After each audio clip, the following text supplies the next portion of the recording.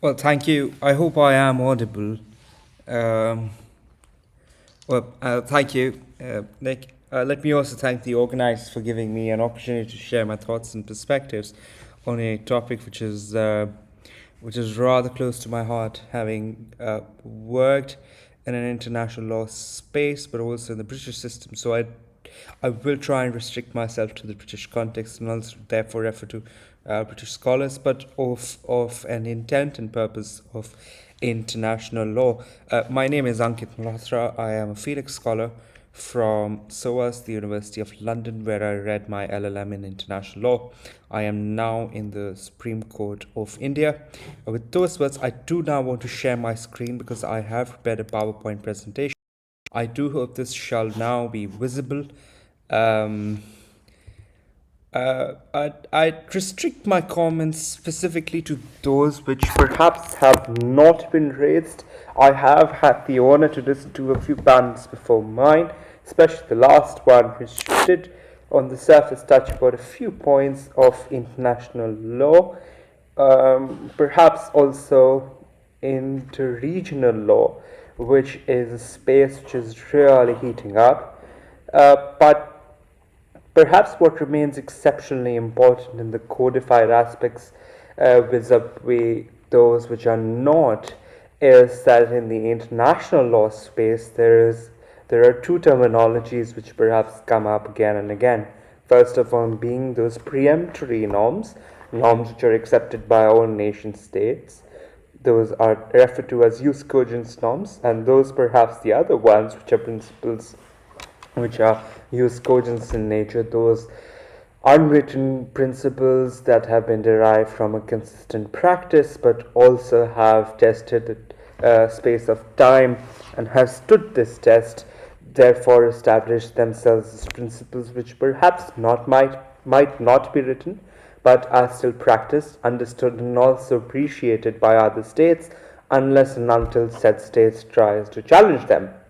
Furthermore, these principles of law, being general or specific, have a distinct nature and a category of norms that have been enhanced by the international legal system's constitutional process that contributes to the enhancement of these norms through state practice.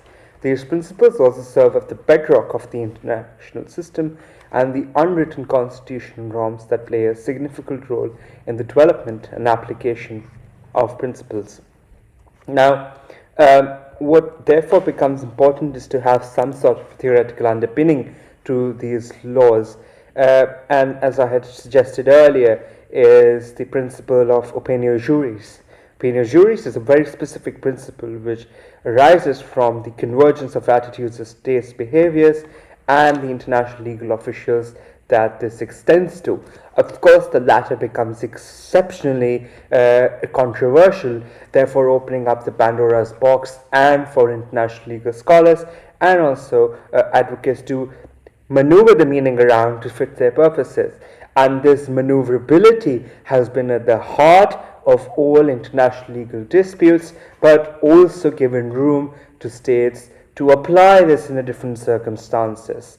But to understand the concept of unwritten constitutional norms in international law, it is important to illustrate through examples how these norms have developed from state practice to the convergence of attitudes of states through their representatives. First, perhaps, which is followed by all states, is the principle of diplomatic immunity. A diplomat here in New Delhi, under the Vienna Convention on Consular and Diplomatic Relations, his vehicle cannot, under any circumstances, be inspected, or perhaps at the airport, where his diplomatic bag again cannot, under any circumstances, be inspected, or irrespective of whatever principle it may be. Furthermore, the principle of non-refoulement under the Refugee Convention, a case and a matter that the Indian Supreme Court now has to deal with in its entirety because of the situation it finds itself with in a region in India. Another principle, perhaps, would be of territorial waters and air spaces. However, before I do discuss these, I'd like to caveat the last point that I made. I cannot, under any circumstances, comment further on the principle of non-refoulement, since my involvement in the matter and my capacity as a clerk in the court. The other principle I have to refer to is the principle of non-interventional states and the enhancement of the Westphalian principle that is commonly referred to everyone in the room. The other principle, perhaps, is also of humanitarian intervention. These are the last two that I refer to are something which are very live and tangible issues that we deal with. However, the unwritten norms reflect a more constitutional principles such as those of democracy, the rule of law, and perhaps most importantly, the principle of human rights. Those perhaps which can also be found in the United Nations Declaration on Human Rights. These norms have their roots in fundamental values of society and have continuously balanced but also reconciled the norms between the written law and the legal norms. This duality of norms embodies the sociological and the normative approaches and plays a significant role in the evolution. Moreover, the decoupling of these practices of organizations contributes to the contested nature and the varying interpretations of norms that have been socialized through interactions by individuals. The principle, as was referred to in the last discussion of self-determination, of international humanitarian law, and the predictability of state actions is something that creates a clear trajectory. In international law terms, referred by the Council of Israel in his seminal work, this is Professor Malcolm Shaw, who referred to customary international law being akin to a path. The more you walk on the path, the clearer the path becomes. But what is also important to understand is the unwritten norms in international law are further emphasized with the influence of the international constitutional law order, containing fundamental and substantive structural norms, primarily human rights norms, and those forming the supreme legal framework for public power. Furthermore, these norms have been justified in a constitutional manner which has been accepted by all nation states, which perhaps can be explained through a very simple yet poignant version of constitutional law, namely referred to as constitutional morality. An analysis, therefore, of the fluidity of these unwritten norms requires further study. That is because the adaptability allows for a responsiveness and an involving interpretation of constitutional duties, reflecting the changing nature of societal and political landscapes. The unwritten norms are also deeply rooted in shared cultural and societal values that play a crucial role in the enforcement and acceptance of said principles. Perhaps what comes to one's mind is the case of India versus Portugal in the International Court of Justice, wherein a challenge was brought by the Portuguese, which found themselves in a situation where one of their vessels was held by the Indians in the newly acquired territory of India's new exclusive economic zone, therefore infringing upon the Portuguese's historic right of passing through the sea lanes, given the colonial history and baggage that both nations shared with one another. What then, therefore, remains a challenge to the international legal enforcement? Perhaps one could refer to the unwritten constitutional norms and the significant challenges of standardization and enforcement. Therefore, in some sense, having in a constitutional term, a horizontal application for all stakeholders involved in such a system. Therefore, challenging the hierarchy of norms and compliance in the enforcement of said unwritten principles. International law's decentralized nature leads to a wide array of norms, further complicating the standardization and enforcement of unwritten norms and principles. Therefore, the absence of a clear codification in these unwritten norms poses perhaps the most significant challenge and was one of the most preliminary points that I had started with. Therefore, a principle or perhaps a convention or a treaty that comes to one's mind that is all persuasive in some sense, the chapeau is the Vienna Convention on Law of Treaties. Now, a country perhaps like India, which has relied on this many a times, especially Articles 26 and those referring to the interpretation of conventions, is something that requires further study and is discussed in depth in the paper as well. Now, knowing that I am short on time, I'd like to discuss the unwritten norms in the face of a global constitutional crisis.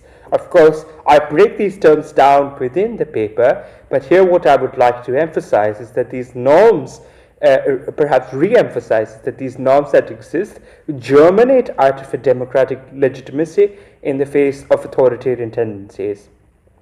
Scholars in this space have emphasized how unwritten norms orient the contestation over legitimate practices, thereby upholding the principles of constitutionalism. Moreover, the core norms of constitutionalism include the separation of powers, the democratic legitimacy, which are integral to the process of constitutionalism and forming the bulwark against authoritarian challenges, as was noted by the President of the International Court of Justice in one of her writings. This is Professor Judge President Joan Donoghue. The unwritten norms has been held by others is that despite their constitutional status and precedents in legal systems, sometimes struggle to take a challenge to those which are written, and that is quite obvious. But this intersection presents a challenge in harmonizing local traditions with the global legal trends and perhaps most importantly, the commercial challenges as well. The analysis of these potential unwritten norms and mitigating global constitutional crisis is something that then therefore becomes a suggestion towards the foundation that is resisting the constitutional challenges posed by those specifically from the right and perhaps the far right. What therefore then becomes the role of the international judiciary, and this becomes the last section that I will discuss in this paper, after which I shall close. The role of international judiciary in enforcing unwritten constitutional norms is pivotal, primarily due to its independence and influence in shaping these norms. Judicial independence is not merely a procedural guarantee, but underpins the essence of constitutionalism, the rule of law, and the separation of powers. The independence ensures the rule of law and realization of human rights and contributes to the stability and prosperity of societies. Moreover, it facilitates the enforcement of contract and property rights, safeguarding rights of individual liberties, creating a favorable environment for investment, both foreign and domestic. And if you could see what I am seeing on my screens, which is a draft version of this paper, you will see underlines and also footnotes for each section, for each word that I have just referred to. Therefore, I should be happy to share that for whoever shall remain interested in discussing. Concluding thoughts which I would like to offer is that the exploration of these unwritten constitutional norms in the international legal context is important for the reason of enforcement and compliance, and only those principles, because only when there is a contestation there needs to be a provision or an example or an evidence showing the trajectory of this challenge. The ambiguous status of the sovereignty of perhaps something like the United Nations Charter exemplifies these challenges, where major global players can evade scrutiny due to the lack of clear enforcement mechanisms in the international legal system, highlighting the difficulty in enforcing legal norms without prevailing enforcers. Case in reference here perhaps could be Russia and perhaps also Israel, but that remains to be seen until and unless the World Court acknowledges this in its hearing, in its judgment, which is to be denounced soon. Last, perhaps, but final closing words that I'd like to share is that despite these challenges, unwritten constitutional norms have been recognized as having constitutional status in the national legal systems and are therefore given precedence over those written. This indicates a growing acknowledgement of the significance in the international legal order. However, this recognition also requires a balance of interest in conflicts with domestic constitutional law issues. With those words, I once again thank the organizers for giving me an opportunity to share my thoughts. Back to you, Brian. Thank you.